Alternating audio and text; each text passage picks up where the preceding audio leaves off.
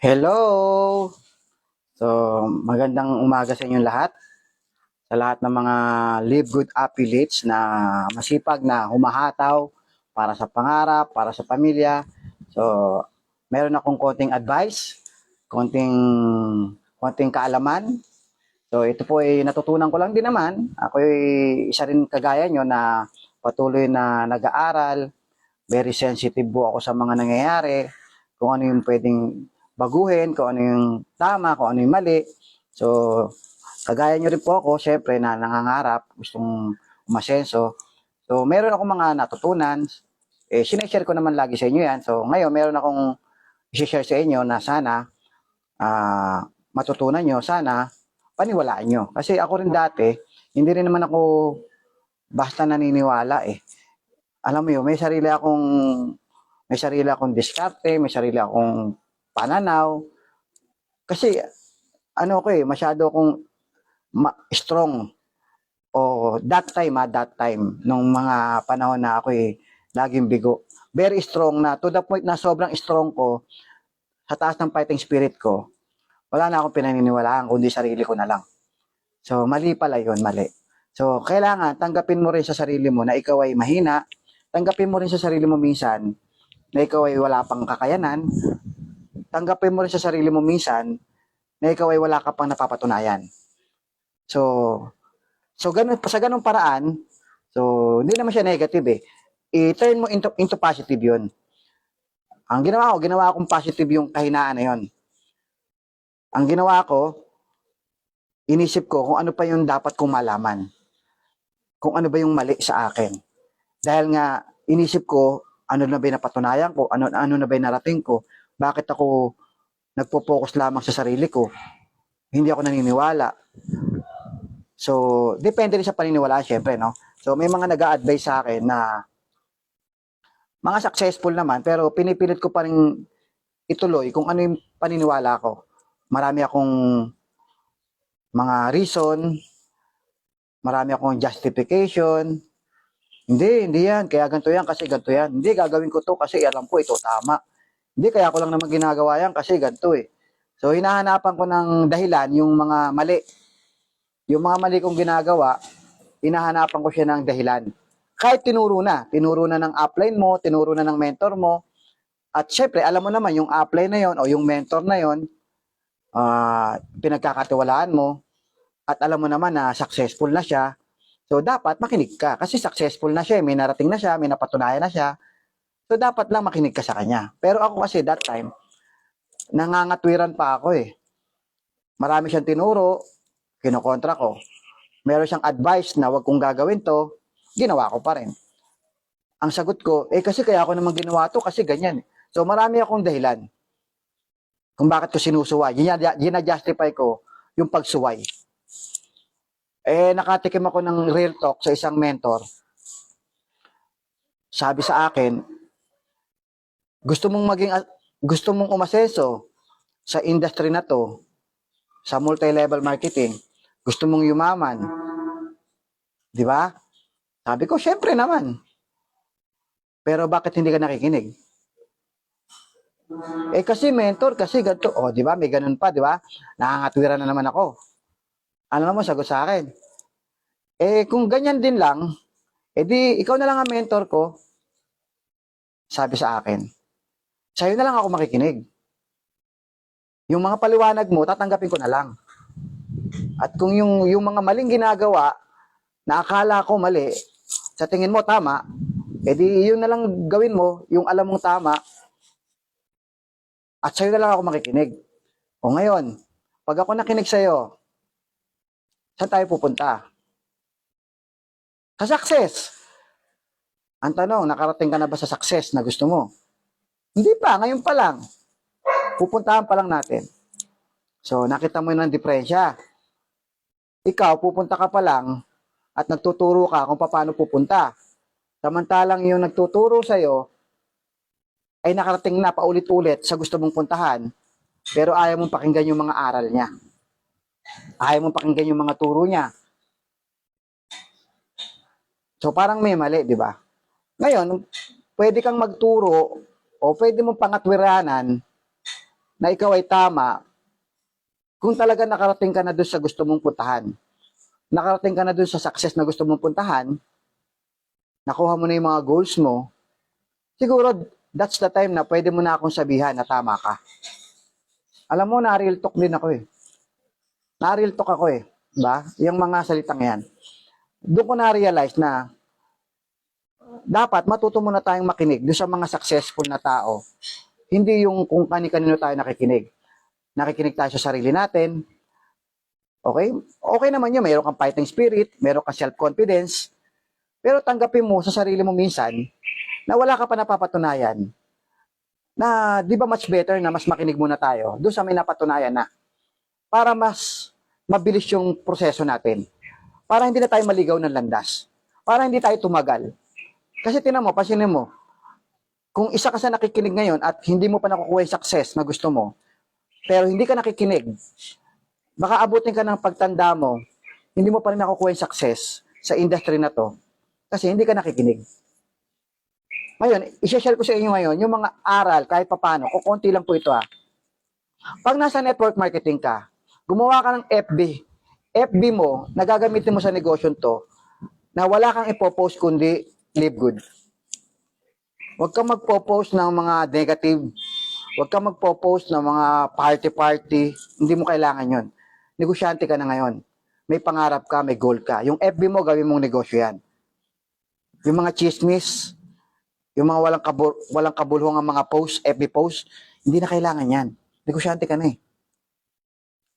Unless hindi mo kinakarir ang live good, unless wala kang pangarap maging successful sa live good, okay lang yan. Mag-post ka kahit ano. Kung saan ka masaya, supportahan ka.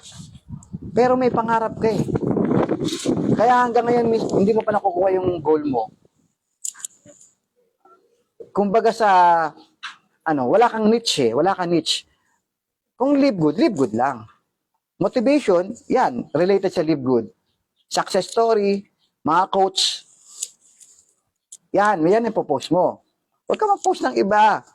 Magugulan yung mga tao mo. Iba-iba yung inaatupag mo. Okay? Kung gusto mo, gumawa ka ng FB page para dyan sa other business mo. Halimbawa, meron kang business na French fries o gumawa ka ng FB group o FB page para sa French fries mo, yun ang i-post mo. Doon ka mag-post sa page na yon. Okay? So, yung FB mo, pangalan mo, yan yung pinakaginagamit mo sa Live Good. Puro Live Good lang gamitin mo dyan. Puro Live Good ang post. Everyday, consistent. Kahit wala ka pa napapatunayan, okay lang yan. Post ka lang ng post. Kahit wala pa sumasali, post ka lang ng post. Kasi negosyo mo na yan. Panindigan mo na yan. Okay? Magala ka namang overhead expenses dito. Hindi ka nagbabayad ng pwesto, ng renta, wala ka binabayaran tao. Di ba, mas lalo ka dapat hindi mag-quit. Yung iba nagku-quit dahil ang mahal ng renta, konti lang ang kinikita.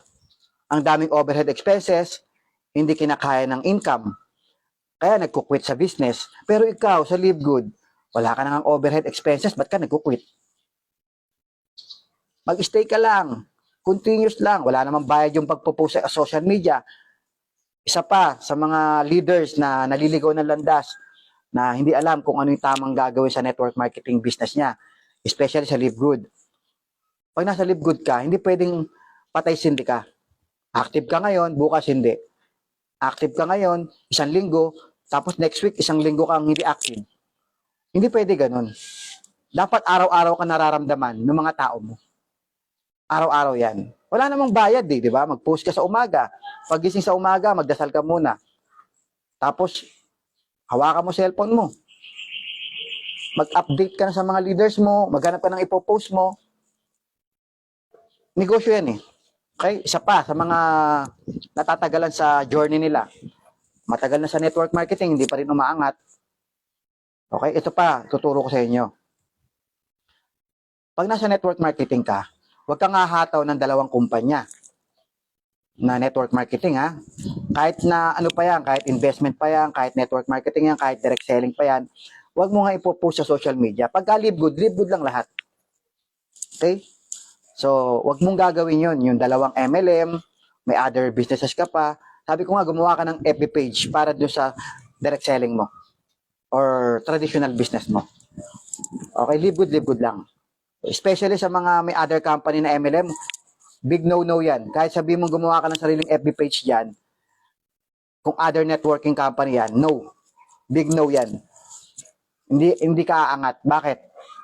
Kasi yung mga tao mo, nakikita yung ginagawa mo. Pag nakita nila na mayroon kang dalawang company hinahataw, gagayahin ka yan. Hahataw din sa ibang company yan, or maguguluhan yan. Maguguluhan yan kung saan sasali. Sa'yo ba? Sa isang company mo ba? O susuportahan nila yung live good mo? Pag may invite ka na bago, hindi mo alam saan mo lalagay. Nag-iisip ka kung saan mo lalagay. Hindi po pwede yun. Tsaka yung mga platform na yan, scam naman yan. Ba't mo pa pinapatulan? Sirain mo lang pangalan mo. Okay? So, huwag kayong hahataw na dalawang company.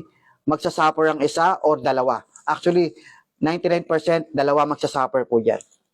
Kasi maguguluhan yung tao mo. Hindi lalaki grupo mo. Kasi dalawang company hinahataw mo. So, yan yung ayaw nilang paniwalaan. Sabi nila side hustle. Ilan na yung narinig kong nagsa-side hustle. Pero, sa dalawang company ginagawa niya, ni isa doon, hindi siya naging successful. Hindi niya nakuha yung goal niya. Ang bottom line, hindi rin niya nakuha yung goal niya. Aanin ko yung 3, 5, 6 o 10 side hustle kung hindi ko naman nakukuha yung mga goals ko. Useless po yung 10 side hustle. Useless yung 5. Useless yung 2 side hustle. Useless lahat yan kung hindi ko rin nakukuha yung goal ko. Sabi nga nila, result that counts. Ang binibilang po dito, resulta. Kahit marami kang ginagawa, kung wala kang resulta, bali wala po lahat ng ginagawa mo. Kahit sabihin mong magaling ka, marami kang katwiran kung ba't mo ginagawa yan, resulta pa rin ang magsasabi kung tama ang ginagawa mo. Resulta pa rin. Kahit nasa live good ka lang, nakapokus ka lang sa isa, pero nakukuha mo naman unti-unti lahat ng pangarap mo, nasa tamang direksyon ka. Ibig sabihin, tama ang ginagawa mo. Basta result that counts. Ang binibilang po rito, resulta, hindi trabaho lang. Ang dami mong pinaggagawa, pero wala ka namang resulta. Ang dami mong pinaggagawa, pero hindi mo nakukuha yung pangarap mo. So, ngayon makangatwiran ka sa akin. Kasi ganito, kasi ganito, kasi ganito, kasi ganyan. O, babalik tayo dun sa una kong kwento. Ganyan din ako dati. Tinuturuan ako ng mentor, pero ang dami ko sinasabi. Pwede mong gawin lahat yan, yung mga sinabi ko sa'yo, yung mga side hustle, pwede mong gawin lahat yan. Kung wala kang balak maging successful sa Live Good. Kung wala kang balak maging successful sa Live Good, gawin mo lahat ng gusto mo, i-post mo lahat ng gusto mo. Kung wala kang goal sa Live Good, kung wala kang goal mag-diamond, kung wala kang goal mag-100,000, kung wala kang goal mag-500,000, kung wala kang goal mag-1,000,000, okay lang, tirahin mo lahat ng gusto mo. Gaya ng sinabi ko, marami kang side hustle, lahat ng yan, barya-barya lang ang ibibigay sa'yo. Ang bottom line, hindi mo pa rin makukuha yung pangarap mo. Baliwala lahat yan, lahat ng side hustles mo, kung wala ka rin nakukuha sa mga pangarap mo. Mag-decide ka, mag-focus ka, kung naka-live good ka, mag-focus ka kay live good. Kung meron kang ibang hahatawin, hatawin mo na lang yun. Okay? Magugulan yung tao mo kung dala-dalawa pa hinahataw mo. Pero ba't ako bibitaw kay live good? Napakaganda ng complan na to. Napakaganda ng complan. Kaya ka natatagalan sa journey mo kasi hindi mo ako Huwag na lang ako, baka sabi mo, yabang ko eh. Kasi hindi ka sumusunod sa mga turo. Hindi ka naniniwala eh. Madami kang dahilan. Eh, kasi ganito, kaya ako naman ginagawa to, kasi ganito. Tatagal ka talaga, maniwala ka sa akin. Tatagal ka. Bakit? Anong explanation doon? Una, sinabi ko na yung focus, di ba? Dahil ang tao mo magwawatak-watak, ang tao mo maguguluhan, iba-iba ang ginagalaw, iba-iba ginagawa mo. Ang pinakamalaking dahilan pa niyan kung bakit ka magiging successful kapag nakapokus ka sa live good, ibe-bless ka ng universe. Payayamanin ka sa live good kasi deserve mo. Hindi ka payayamanin sa negosyo to kung hindi mo deserve. Paano ibibigay sa'yo yung success sa live good kung hindi ka naman magiging good example in the future? Pag ginawa kitang successful, magiging good example ka ba sa live good? Ano ikukwento mo? Ako po, kaya ako yumaman sa live good. Yumaman po ako sa live good. Nag-diamond po ako, nag-crown diamond po ako. Kasi ang ginawa ko, ang dami kong pinagagagawa, pinaghahataw, iba't ibang company, hinahataw ko, kung ano-ano pinopost ko sa social media, walang kabagay-bagay. Hindi kasi pwede yung ganong kwento. Kaya hindi talaga mangyayari. At hindi talaga ipagkakaloob. Kasi hindi nga hubagay. Awkward naman, nagsasalita ka, nag-i-speech ka. Kung bakit ka umasenso sa Live Good. Ang kukwento mo. Kasi ang dami kong pinagkakagawa. Puro walang kwenta po kasi pinopost ko sa social media. Puro hindi related sa Live Good, pinopost ko. Tapos, iba-ibang company pa nga hinahataw ko eh. So, hindi bagay. Hindi bagay. Ngayon, kung gusto mong gumawa ng example, hindi, ako magsisimula. Yayaman ako sa Live Good. Pero ang pinopost ko, kung ano-ano lang. Babalik tayo sa una kong kwento kanina. Puro fighting spirit lang ang dala mo. Pero wala ka pang napapatunayan diyan sa mga sinasabi mo. Papatunayan pa lang. Pag papatunayan pa lang, hindi pa dapat ipagmalaki kasi papatunayan pa lang. Hindi pa ho pinagmamalaki ang papatunayan pa lang. Ang pwede mong ipagmalaki sa akin, napatunayan mo na. Kapag napatunayan mo na, may karapatan ka ng magpayo at magsabi na yan ay tama. Kung napatunayan mo na, sabi mo sa akin kung ano ginawa mo, kung paano mo nakuha yung success. Pero kung hindi mo pa nakukuha yung success, wala ka pang karapatan na sumuway sa turo ng mga mentor. Na yung mga mentor na yan, kaya nga naging mentor yan kasi successful po yan. Kasi nakuha na nila yung mga goals nila many times. Fernan Santiago, sa lahat ng company na ginawa niyan, lagi nagta-top earner yan. Nakuha niya na yung mga dreams niya, yung mga goals niya. Meron ba tayong dapat questionin dyan? Pagka ganyan, dapat makinig na tayo. Kung ano sinabi niya, sundin natin. Sinabi niyang umattend ka ng event kasi mahalaga yan para sa'yo, makakatulong niya sa'yo. Attend tayo ng event. Kasi tinuro niya yan eh. Successful siya eh. Ngayon, kukontrahin mo. Sabi ni Coach Fernan, gawa natin ng paraan. Eh, di gagawan ko ng paraan niya kahit wala akong pera. Pwede mo sabihin, kasi ikaw, Coach Harold, may pera ka na eh. Hindi, nagsimula ako sa negosyo to, wala akong pera. Ginawan ko rin ng paraan eh. Eh kung yung reason na walang pera, ginamit ko yan, nung in-invite ako dito, eh malamang hindi ako member ng Live Good ngayon. Hindi ko ginagamit yung salitang wala akong pera pag ayaw ko, pagka merong opportunity na gustong-gusto ko, pero ang sagot ko wala akong pera. Hindi ko ginagawang reason ang walang pera. Basta gusto ko, gagawin ko paraan. Basta naka-mindset ka na gusto mo, gagawin mo, gagawa mo ng paraan, by hook or by crook, whatever it takes, kailangan makasama ako dyan, lalabas lahat ng paraan. Kasi nandun na yung will. If there's a will, there's a way. If there's a way, there's a will. If there's a will, there's a road. Gulo, diba? If there's a will, there's a road.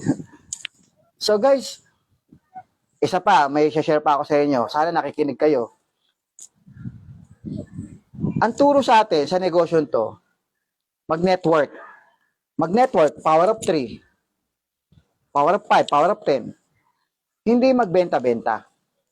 Kasi kung magbebenta-benta ka, oo, kikita ka dyan. Pero, huwag mo na sobrang karirin. Kinarir mo na hindi ka na nagne-network.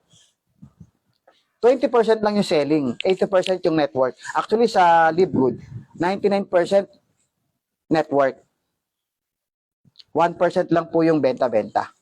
Pero kung gagawa mo ng bagong sistema, guys, mahihirapan ka mag-diamond. Kasi ang pagda-diamond po nasa pagbuo ng network. Wala ho sa pagbebenta ang pagda-diamond.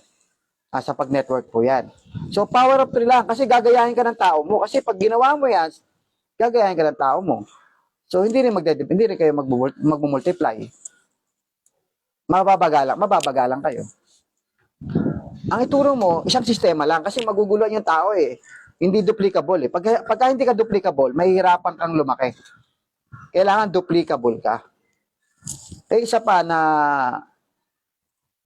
pwede ko i-share sa inyo. Pag nasa Live Good ka, nasa network marketing ka, okay? So, huwag kayong, ano tawag dito? Huwag kayong masyadong mareklamo. Yung, pinangungunahan niyo yung kumpanya. Sana yung kumpanya, ganito gawin, ganito. Okay lang yun, na may suggestion ka. Pero, ilulugar mo rin. Kasi ang company, Okay, ang company natin, kasi merong isang suggestion. Sana yung co-op, pati bronze, maka ano na ngayon. Bakit ganun silver lang? Sana open ka agad sa lahat. Sinabi naman, i-open naman sa lahat. Kaya lang, silver muna kasi konti pa lang yung mga nakuha sa ads. Siyempre, priority muna yung hard worker. Hard worker muna priorities, di ba? Hindi naman pwedeng i-prioritize ng company yung mga slow. Hindi pwedeng i-priority ng company yung slow. Hindi mo naman pwedeng ikatwiran na, hindi naman ako slow eh. Ang sipag-sipag ko, wala lang talaga ako invite. Hindi nga eh. Result that counts nga eh. Ang company, hindi naman nakatingin sa ginagawa mo. Nakatingin siya sa resulta mo. Kahit sabihin mong masipag ka naman eh, masipag ka naman eh. Pero pero unrank ka, pero bronze ka lang. Kahit anong sipag sabihin mo sa company, titingnan lang yung rango mo. O bronze ka oh. Bronze ka pa lang eh. O unrank ka pa nga eh oh. Hindi mo pwedeng ipagmalaki lahat ng ginawa mo. Ang titingnan talaga, resulta. At wag ka masasaktan dun. Sa mundo, talagang ganun. Hindi mo pwedeng binibigyan ng pabor yung tamad. Sasabihin, hindi naman ako tamad. Hindi ka nga tamad, pero wala ka pa nga resulta. Kung wala ka resulta, tanggapin mo yun. Huwag ka magdaramdam. Hindi pwedeng company ang mag-adjust sa'yo. Hindi pwedeng ang universe ang mag-adjust sa'yo. Minsan, pag wala kang resulta, hanapin mo yung dahilan kung ba't wala kang resulta. Hanapin mo yung dahilan kung ba't wala kang invite. Hanapin mo yung dahilan. Hindi ka pwedeng manisi na masipag ka naman. Bakit yung magbabalot, ang sipag-sipag, yung magtataho, ang sipag-sipag, pero hindi pa rin yung mayaman? Hindi siya pwede magreklamo. Lord, ang sipag-sipag ko naman, bakit hindi pa rin ako yung mayaman? Hindi pwede. Paano kaya yaman? Ikaw lang nagtitinda ng balot mo. Subukan mo bumili ng maraming balot at ipalako mo sa 100 tao, yayaman ka. So may sistema. May sistema para yumaman. So kahit sabihin mong masipag ka, kung wala kang sistema, hindi mo pwedeng ikatwiran na, masipag naman ako. Nag-i-invite naman ako. May sistema. Baka mali yung sistema mo. Baka kulang yung kaalaman mo. Kulang ka sa diskarte, kulang ka sa kaalaman, kasi hindi ka umaatid ng training. O yun ang problema, hindi ka umaatid ng training. Paano mo matututunan? Hindi ka pala umaatid ng training. Gusto mo kumaseso, gusto mo magkaroon ng tao, sasabihin mo masipag ka naman, pero kulang ka sa kaalaman. Umattend ka naman ng training, ang problema, hindi mo naman ina-apply. Umattend ka ng training, isang beses lang, hindi mo na inulit. Tandaan nyo, pag nanood ka ng training, umattend ka ng training, hindi mo maiintindihan lahat yan. Hindi mo maiintindihan lahat yan, maniwala ka sa akin. Ang papasok sa isip mo, 10 or 20% ng training lamang. At pag pumasok sa isip mo yung 10 or 20% ng training, hindi pa yan papasok sa puso mo. Hindi mo pa ma-internalize yan. Hindi mo pa nga ma-accept yan eh. Hindi mo pa ma-accept na tama yung sinasabi. Hindi. Kailangan mo siyang ulit-ulitin hanggang isang araw, meron ka nang nare-realize, meron ka nang na-internalize, at maisa sa buhay mo na. At pag naisa buhay mo na yan, magmamanifest na po yan sa resulta. Magiging resulta po yan. Ang kailangan mo, ulit-ulitin mo yung mga training na inatinan mo, yung pinanood mo, ulit-ulitin mo yan. Ako hanggang ngayon, ang tagal-tagal ko na sa industry na to, hanggang ngayon, pinanonood ko pa rin yung mga training na pinanonood ko way back 5 years ago, 10 years ago, hanggang ngayon, pinanonood ko pa rin.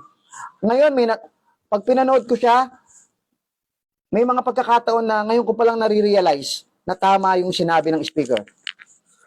Pero that time na pinanood ko yon, hindi ko man lang na-absorb. Hindi ko naintindihan. Ngayon ko palang siya nare-realize. Ngayon ko palang na-absorb. At ngayon ko palang siya naisa sa buhay. Imagine mo 10 years ago na yung training na yon. Inuulit ko hanggang ngayon. At ngayon pa lang ako natututo. Hindi ho lahat natutunan ko. May natutunan ako, oo. Pero hindi ho lahat. Pero once na inulit-ulit mo, unti-unti kang natututo, 100%. Nagiging kompleto ka. Kasi dati, na-memorize mo lang. Okay? Susunod dyan, ma-internalize mo na. Kasi kailangan ma-internalize mo yan eh. Tapos, gagawin mo yan into action. Kailangan isabuhay mo na siya. Isabuhay mo na siya kung ano yung natutunan mo. Okay, dapat ganun. Hindi pwedeng yumaman ka dito nang wala ka natututunan. Hindi pwedeng mauna yung success bago yung learning. Hindi pwede. Kasi may mga nagsasabi, kaya ka naman ganyan magsalita kasi mayaman ka ni. Kaya ka naman ganyan mag-isip kasi ganyan mayaman ka ni. So, mali po yun, mali. Balik ka rin mo. Ang sabihin mo ganito,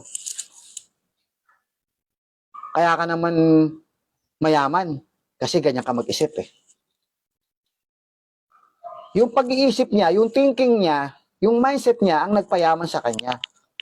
Hindi siya yumaman bago naging positive mindset. Positive mindset siya, kaya siya yumaman. So, ganun po yun. So, hindi mo pwedeng mauna yung success bago ka mag-aral. Mag-aral ka muna bago ka maging successful. Sumunod ka muna bago ka maging successful. Hindi pwedeng tinuturuan ka ng mga mentor mo na ito dapat mong gawin, tapos mangangatwiran ka, gusto mo maging successful muna bago ka maniwala sa ginagawa mo. Hindi. Sa turo sa'yo. Gawin mo muna yung turo sa'yo. Bago mo makuha yung success. Hindi yung maniniwala lang ako sa'yo pag naging successful na ako. Hindi ka nga magiging successful pag hindi ka muna naniwala. Kasi ganyan din ako dati. Alam nyo, ilang beses ko nang ginawa sa sarili ko yan na lagi na lang akong kumukontra sa mga turo. Lagi ko sinasabi, kaya ko to, magaling ako. Mag-i-invite lang naman eh. O, di ba? Ang dali-dali naman nun. Para sa akin ha, that time ha, nung panahon na ako'y pasaway pa ha. Pero tinan mo, hindi ko nakuha yung success. Dumating yung time na napagod na ako, bumitaw na ako sa MLM, iba't ibang trabaho na ginawa ko, hindi pa rin ako naging successful. Kasi wala naman talaga pagyaman sa ginagawa ko eh. Nagtitinda ako. Sino yayaman sa pagtitinda? Nasa bangketa. Yayaman ba ako nasa bangketa? May food cart ako, iisa. Siguro kung 100 ang food cart ko, yayaman ako. So walang yayaman sa ginagawa ko, di ba? So ngayon, nakinig na lang ako sa mga turo. Sabi ko, this time makikinig ako. Sabi ko, maraming yumaman sa MLM. Babalik ako sa MLM. Pagbalik ko sa MLM, this time makikinig na ako. Kaya nung bumalik ako sa MLM 2020, talagang nagdasal muna ako. Sabi ko, Lord, babalik ako sa MLM. This time babaguhin ko na yung ugali ko. This time makikinig na ako. Lahat ng ituturo ng successful, yayakapin ko. Lahat ng ituturo nila, yayakapin ko. Alam mo, nakinig ako sa mga mentor. Ang pinakamarami kong ginawa ay nanood ako ng YouTube. YouTube na kung saan yung mga video ng mga mentor ko before, nandun sila sa iba't ibang company. Yung ibang mga mentor ko nandun sa Front Row, nasa Royal, nasa M Global, nasa iba't ibang company sila, nasa Baita yung iba, nasa Usana yung iba. Nagkahiwa-hiwalay ho sila. Yung mga mentor ko dati. Isa lang pinanggalingan nila sa Forever Living. So, hinanap ko yung mga video nila, tinype ko lang yung pangalan nila. Lumabas, iba't ibang company na sila. Yun yung pinanood ko sila lahat. Yun yung in-apply ko. Nag-focus ako, nag-concentrate lang ako sa isang turo. Yung turo nila. Kasi mga successful na po yun eh. Tsaka, every time na mag-MLM sila, lumipat man sila ng ibang company, lagi silang successful. Kaya, doon ako nakikinig. Hindi yung sa mga turo ng kung sino-sino lang, ha? Yung nagpapanggap na successful, hindi totoo yan. Yung mga turo, tumalon tayo dito, gawin natin to. Hindi ako nakikinig yan. Nagbago na yung pananaw ko dyan. Hindi na. Dati kaladkarin din ako eh. Pag kinaladkad ako dito, sama ako. Iba't ibang company. Junkie rin ako dati. Just Ortigas. Laman ako ng Ortigas. Uwi ko madaling araw na, alas 2, alas 3. Mga tanghali, nandyan na ako ulit. Hanggang madaling araw na naman yun. Metro Walk, Green Hills, Galleria, Mega Mall. Yan yung mga ano ko, tambayan ko. So ngayon, nagbago na ako. nakikinig na ako sa talagang dapat pakinggan. Tapos, pag may tinuro sa akin, pinangahawakan ko, ginagawa ko kagad. Alam niyo kung bakit? Pag mayroong tinuro sa akin, ginagawa ko kagad. Bakit? Ang iniisip ko ganito. Nagdarasal ako na sana maging successful ako. Tapos pag bilang may nagturo sa akin na ganito gawin ko, o kaya may napanood ako, may nabasa ako sa YouTube, may napanood ako sa YouTube, may nabasa ako sa Facebook, ora mismo i-apply ko kagad yun. Kasi ang iniisip ko, padala ng Diyos sa akin tong aral na to. Kasi hindi dadaan sa wall ko kung hindi niya tinuturo. Parang ganun ako eh. Nagiging sensitive ako. Bawat galaw ng Facebook ko, iniisip ko, pinadaan ng Diyos to para mabasa ko. Pinadaan ng Diyos to para mapanood ko. Ganun yung pananaw ko ngayon. Tapos, siguro, kaya ako napanood to, ito yung dapat kong gawin ngayon. Ayun. Ayun yung ginagawa ko. Pag meron ako narinig, ito, sinabi. Ngayon, ito i-apply ko ngayon. Kasi hindi pwedeng iipunin mo lahat ng kaalaman, tapos sabay-sabay mong gagawin. One day gagawin ko lahat yan. Hindi. Live in a present moment. Mabuhay ka sa kasalukuyan. Kung ano yung nakikita mo ngayon na ino-offer sa'yo ng universe, yun yung gawin mo. Kung ano yung nakikita sa'yo, tinuturo sa'yo sa araw na to, yun yung gawin mo. Kumbaga, sa 365 days, sa isang taon, hindi pwedeng gagawin mo lahat ng mga natutunan mo in one day. Gagawin mo yan in 365 days. Araw-araw, may gagawin ka. Pero araw-araw, depende kung ano una mong gagawin, ano yung pangalawang gagawin, at ano i-apply mo. Sa dami ng karunungan sa mundo, kung ano lang yung makakuha mo, i-apply mo kagad para hindi ka naiipunan. Kasi naiipunan ka eh. Naiipon sa'yo lahat ng kaalaman pero wala ka nagagawa kahit isa. Nai-stack. Tapos merong aral sa'yo na tinuro, i-implement mo kagad. Sinabi ng upline mo, gumawa ka ng magandang profile picture. Huwag mo nang patagalin. Huwag mo nang paabutin ng bukas, next week. Isang araw, sasabihin mo, hindi naman yata totoo yun. Hindi ko nababaguhin yung profile picture ko. Okay na yan, nakasando. Tapos yung cover photo ko, nagiinuman, okay na yan. Hindi mo nasusundin. Kasi nga, dinidelay mo eh. Dinidelay mo kasi. Kasi yung turo sa'yo, ora mismo sundin mo. Ora mismo sundin mo yan. Tapos sinuro sa'yo, ayusin mo yung Facebook post mo. May post ka na hindi maganda, hindi mo pa dinidelete. Bukas na lang. Hanggang sa isang araw. Baka naman hindi siguro totoo yun. Hindi totoo yun. Hindi ko nasusundin. Popost pa rin ako. Magpo-post pa rin ako ng mga walang kakwenta-kwenta na hindi related sa negosyo ko. Magpo-post pa rin ako. Bakit ba? Kumikita naman ako. May invite naman ako. Di totoo yung sinasabi ni mentor.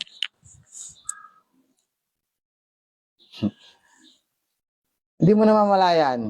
Imbes na meron ka na-accomplish every day, imbes na meron kang na-implement sa mga turo ng mga successful na tao, hindi. Nagre-reject ka pa eh. Nire-reject mo yung mga turo. Imbes na madagdagan ka, nagbabawas ka pa. Mali. Mali. Dapat everyday may natutunan ka. Bawat buka ng bibig ni mentor, bawat buka ng bibig ni upline Fernan Santiago, Jesse Garcia, bawat buka ng bibig nila, kung ano man yung narinig mo ngayong araw, pag yakapin mo na yun. Yakapin mo na, i-implement mo na, paniwalaan mo na, gawin mo na. Kasi bakit? Nagdarasal ka, gusto mo maging successful. Inihahain na sa'yo ng Diyos kung ano yung dapat mong gawin. Pinapakita na sa'yo. Pero nire-reject mo. Ngayon, paano ka bibigyan ng biyaya ng Diyos kung bawat turo niya ay nire-reject mo? Ano ba gusto mong gawin? Gusto mo bumaba yung Diyos sa harapan mo at sabihin sa'yo, anak, ito gawin mo. Sundin mo siya. O kaya, ito gawin mo, anak. Hindi na. Ang Diyos nagpapadala po siya ng maraming tao para tulungan ka. Gumagawa siya ng kasangkapan para makuha mo yung goals mo. Kasi nagdasal ka, gusto mo tulungan ka niya, di ba? Hindi siya mismo magsasalita para sa'yo. Gagamit siya ng ibang tao para turuan ka. Kung narinig mo ngayong araw, itong turo na to, baka ito na yung sinasabi ng Diyos sa'yo. O yan, makinig ka dyan. Pinagsalita ko siya para sa'yo. O yan, nakita mo yung video, pinadaan ko sa wall mo yung quote na yan para para ma-realize mo. Pinadaan ko sa wall mo yung quote na yan. Gagamit siya ng ibang paraan na hindi mo namamalayan. Kaya lang, kailangan sensitive ka. Kailangan be sensitive sa mga pinapadalang aral sa'yo. Be sensitive sa mensahe. Kung ano yung mensahe sa'yo, be sensitive. Kasi gusto mo maging successful eh. Tinuturuan ka na nga kung paano maging successful. Ang problema, ikaw mismo nagre-reject. Madali lang naman alamin kung turo ba talaga to ng tama o turo ng mali. Simple lang, kung yung nagtuturo sa'yo successful, makinig ka. Kung yung nagtuturo sa'yo, wala pang napatunayan sa industry na to, huwag ka munang makikinig doon. Sabi ng isang leader, dito tayo, di pa tayo ng company. Dalawa, hatawin natin. Nagsasubscribe ka naman, di ba? Huwag mo lang bitawan yung subscription. Di naman mawawala yung live good eh. Di natin kalaban yan. Dito tayo umataw. O ngayon, yung susundan mong tao na yon, ano na ba narating niya? Bakit ka maniniwala? Ako na nagsasabi sa inyo, guys. Kami na nagsasabi sa inyo. Hindi ka aasenso sa live good pag dala-dalawa hinahataw mo. Kasi ang universe, hindi ka ia-allow na maging successful sa negosyo to kapag nakikita niya na hindi ka naman nagbibigay ng dedikasyon, hindi ka nagbibigay ng pagmamahal sa negosyo to.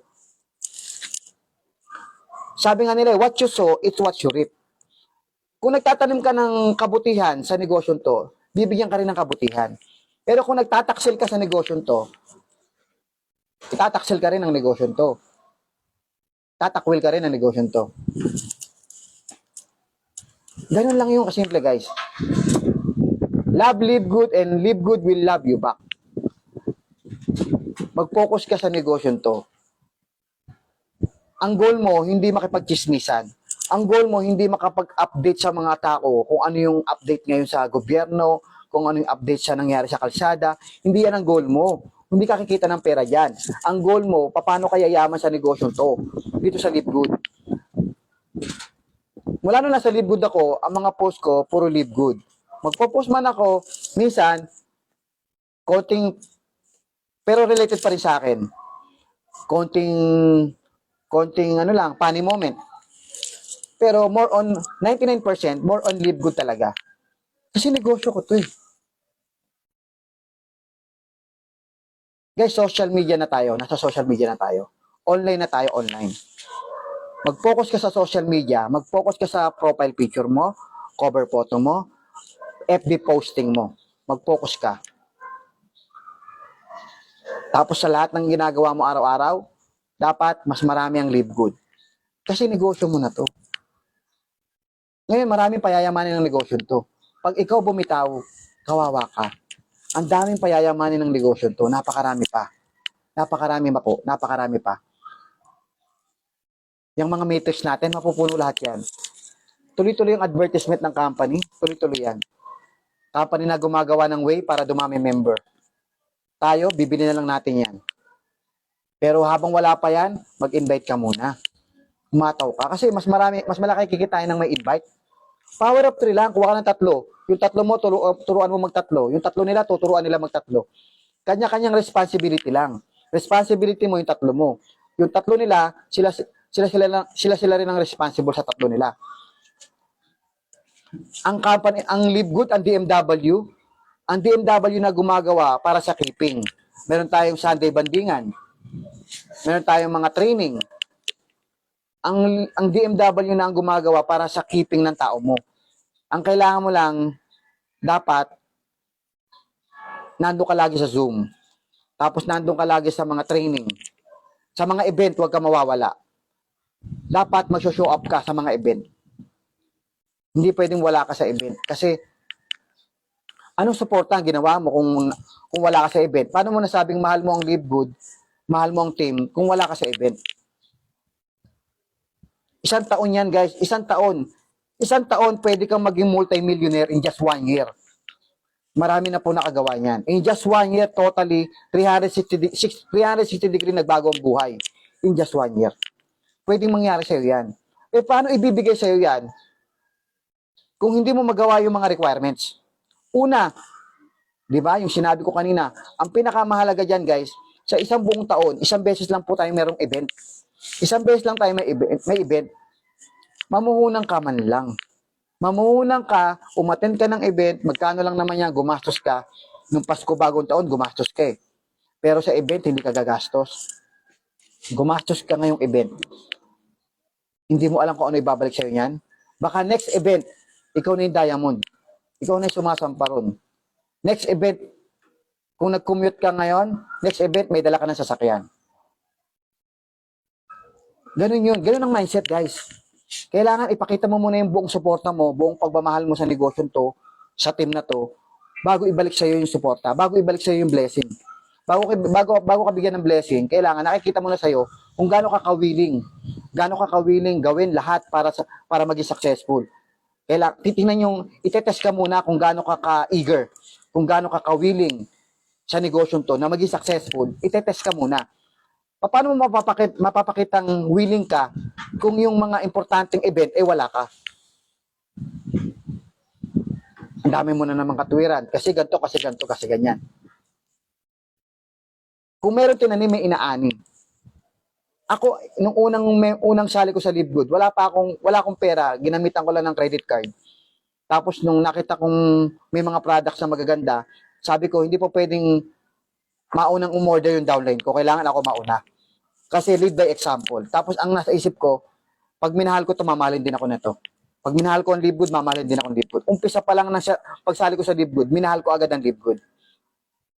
Sabi ko, ito talaga hahatawin ko. Focus ako dito. Mag-o-order ako. Unang buwan ko palang umorder na po ako. Worth 27,000 yung in-order ko. Credit card.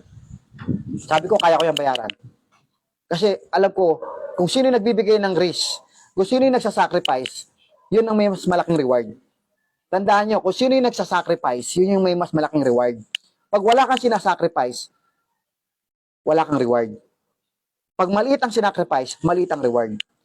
Kaya umpisa pa lang ng pagpasok ko sa negosyo to, kahit pwede akong abonohan na nag-invite sa akin, hindi ko ginawa yun.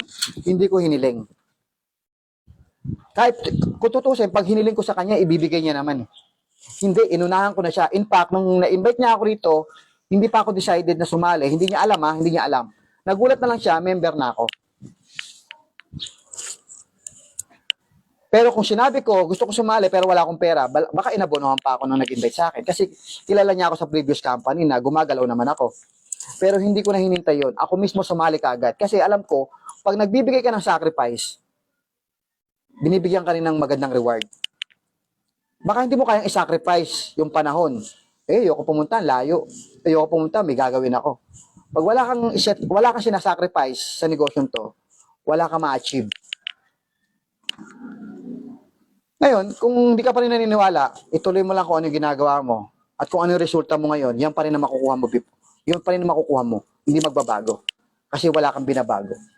Okay? So, yun lang. Sana, okay magagalit ha. Hindi ako galit. Galit ako sa mga maling ginagawa kasi sayang yung panahon mo, nauubos lang. Imbis na dapat successful ka na, kasi may blueprint na, tinuturo na ng mga mentor, pero dahil nga sinusuway mo, tumatagal ka. Kaya ka tumatagal. Okay? Tumatagal ka. Una, kailangan mo lang mag-focus. Umattend ng training. Sundin kung ano yung tinuturo ng mga mentor. Alam mo yung mga sinabi ko ngayon? Nasa training po yan eh. Ilang beses ko na pinopost sa GC yan eh. Lampas 10 beses ko na pinopost sa GC yan. Pati sa wall ko. Pero hindi mo pa rin pinapanood. Sinabi ko nga yan ang sekreto eh. Panoorin nyo lahat ng training na yan, magiging successful ka. Ulit-ulitin mo lang yan, magiging successful ka. Huwag ka na mag-isip. Ulit-ulitin mo na lang yung training. Ulit-ulitin mo na lang yung training. Magugulat ka. Sinasabuhay mo na lahat ng nasa training. Magugulat ka. Sinasapuso mo na, sinasabuhay mo na. Magugulat ka. Isang araw, may resulta ka na. Magugulat ka, mayaman ka na. Ganun lang. Saan nagsimula yon? Sa pagiging obedience mo.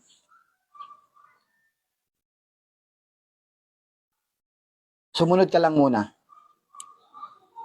Ang sabi, umattend ng training, umattend ng event, ayusin mo yung profile picture mo, makinig ng mga trainings, araw-arawin mo lahat yan. Ganun lang, araw-arawin mo lang. Magugulat ka, successful ka na. Paulit-ulit lang, ganun lang kasimple. Yung formula, ganun lang. Good character. Nasa training na yun, nasa training na lahat yun. Tinuro na yun. Okay? So, yun lang. Sana ngayon 2025, maging diamond ka na. Hindi ako papayag na hindi ka maging diamond. Kaya please lang, gusto ko mag-diamond ka. Sundin mo lahat ng sinabi ko. Yung mga videos ko, ipopost ko ngayon din. Ngayon din, ipopost ko ngayon. Sana, panoorin mo na. Lahat yun, panoorin mo na. Okay? So, yun lang. Tsaka ilalagay ko rito sa sa pin. Sa caption. Ilalagay ko sa caption, lahat ng training. YouTube link. Okay? So, yun lang. Maraming salamat. Bye-bye. See you sa event.